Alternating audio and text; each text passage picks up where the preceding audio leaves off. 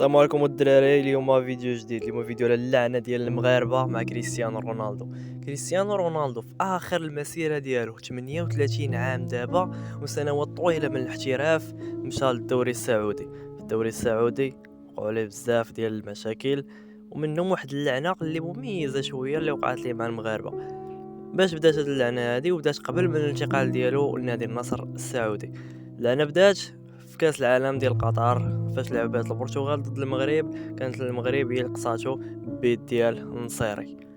من هنا بدات القضيه، مشات عاوتاني مشى انتقل للسعوديه وبدا كيلعب مع النصر، وجا كاس السوبر السعودي ولعب فيه وتقصى عاوتاني مع نادي النصر بعد ما قصاه نادي الاتحاد السعودي بقياده المغربي الاخر عبد الرزاق حمد الله.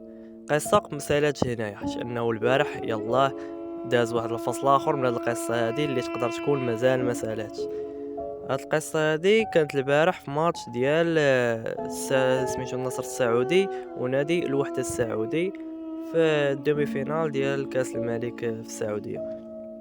كانوا لاعبين غاديين كدا ضربات الفرقه ديال الوحده بيت ماركا واحد بابا سونتر تما فرنساوي وقيله، ضرب عليهم بيت 1-0 وبقى غادي السكور فحال هكاك وماتش غادي ملعوب حتى الاخر، وخسرات النادي خسرت الفرقه ديال النصر ب1-0، الفرقه اللي كيلعب فيها رونالدو.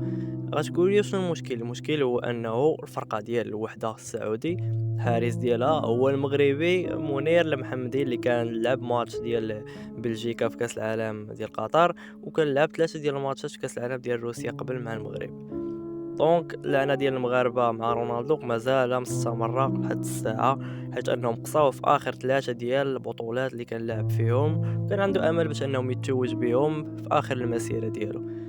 كانت هذه هي اللعنه ديال رونالدو مع المغاربه، فواش مازال غادي تستمر بحكم انه كاينين مغاربه في الدوري السعودي. وهادشي اللي كان فيديو ديال اليوم، مازال فيديوهات اخرين جايين. الا كان كيعجبكم هادشي اللي كنديرو ديروا لنا لايك الفيديو، بارطاجيو هاد الفيديو مع اكبر عدد من الناس. اللي مازال ما داروش ابوني ديروها. وهادشي اللي كان فيديو ديال اليوم، تلاقاو في فيديو الجاي. تهلاو.